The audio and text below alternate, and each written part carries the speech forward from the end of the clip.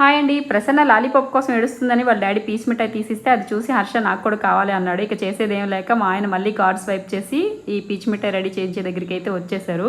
ఇక్కడున్న ఈ బాక్స్లో మనం ఏ కలర్ ఫ్లవర్ చేయమంటే ఆ కలర్ ఫ్లవర్ చేసిస్తారనమాట. మనం కలర్ ఆప్షన్ కూడా ఎంచుకోవచ్చు. కాకపోతే ప్రసన్నకి వైట్ కలర్ తెచ్చారు కదా, మళ్ళీ వేరే కలర్ ఇస్తే ఇద్దరు ఏడుస్తారేమో అని వైట్ కలరే చేయమని చెప్పారనమాట.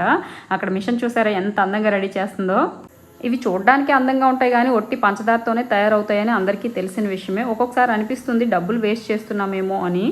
కానీ అవి పిల్లల చేతికిచ్చినప్పుడు వాళ్ళ మొహంలో కనిపించే ఆనందానికి ఎన్ని వేస్ట్ అయినా కూడా ఇలాంటి ఆనందం అయితే దొరకదు అని అనిపిస్తూ ఉంటుందన్నమాట. మీకు ఎప్పుడైనా ఎలా అనిపించిందా కామెంట్ చేయండి. చూసారా ఈ పీచ్ మిఠాయి ఫ్లవర్ ఎంత అందంగా ఉన్నాయో.